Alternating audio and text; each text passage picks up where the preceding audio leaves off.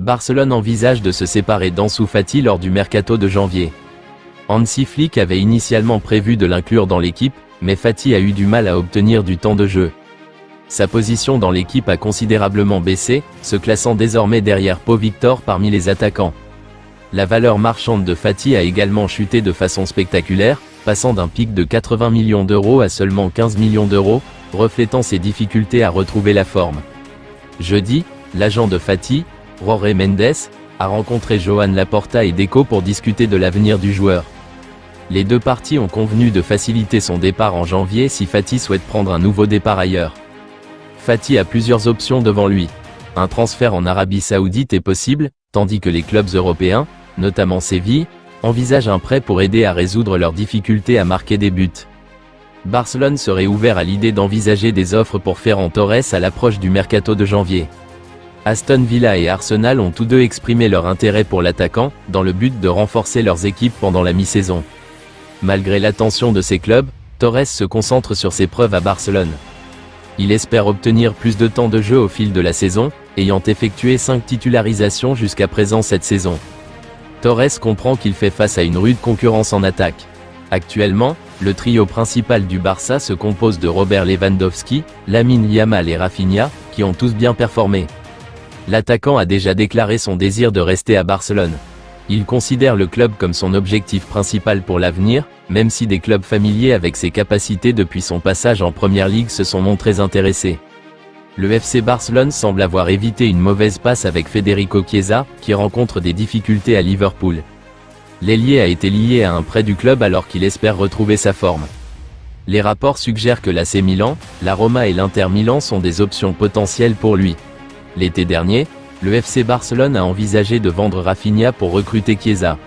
Le club a finalement décidé de garder Rafinha, qui est devenu l'un de leurs joueurs les plus remarquables cette saison. Il a marqué 5 buts et fourni 7 passes décisives en Liga, ainsi que 4 buts et une passe décisive en Ligue des Champions. En revanche, le passage de Chiesa à Liverpool a été décevant.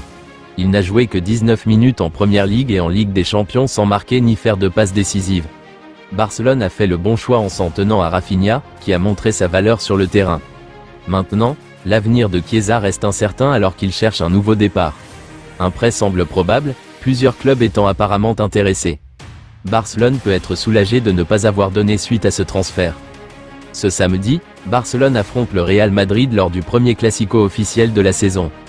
Les Catalans se rendent dans la capitale avec confiance après leur impressionnante victoire contre le Bayern Munich plus tôt cette semaine.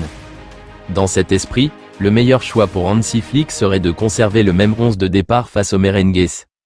11 du Barça, Peña, Koundé, Cubarsí, Íñigo, Balde, Casado, Pedri, Fermin, Yamal, Lewandowski, Rafinha. Quel changement, s'il y en a, apporteriez-vous à ce 11 ? L'entraîneur du FC Barcelone, Hansi Flick, a mis les petits plats dans les grands lors de l'entraînement de vendredi, alors que l'équipe se prépare pour le très attendu Classico contre le Real Madrid.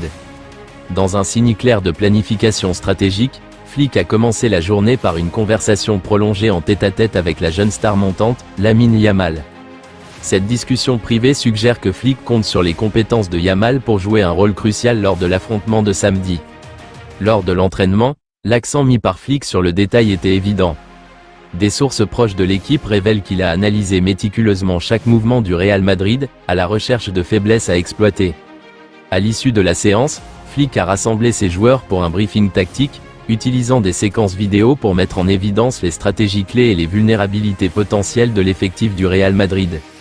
Le coach du Barça a ensuite prononcé un discours passionné, mobilisant son équipe pour la tâche monumentale qui les attend. La préparation minutieuse de Flick souligne la détermination de Barcelone à décrocher la victoire lors du Classico. Ces tactiques porteront-elles leurs fruits samedi ? L'entraîneur du FC Barcelone, Hansi Flick, se prépare à un test difficile. La ligne défensive haute de Flick, utilisée tout au long de la saison, sera mise à rude épreuve face aux attaquants ultra-rapides du Real Madrid, Kylian Mbappé et Vinicius Junior. Interrogé sur son plan pour contenir ce duo explosif, Flick a exprimé sa confiance dans la capacité de son équipe à s'adapter. « Nous savons ce que nous devons faire », a-t-il déclaré. « À chaque match, nous devons nous adapter. J'ai confiance en mon équipe. » Flick a reconnu que son équipe pouvait encore s'améliorer suite à sa récente rencontre avec le Bayern Munich. Son accent mis sur la flexibilité tactique et sa confiance en ses joueurs seront essentiels pour faire taire les menaces offensives du Real Madrid. La ligne défensive haute du tacticien allemand a été efficace cette saison, mais la vitesse et le talent de Mbappé et Vinicius Junior représentent un défi unique. Le Barça de Flick réussira-t-il à passer ce test et à s'offrir les honneurs du Classico ?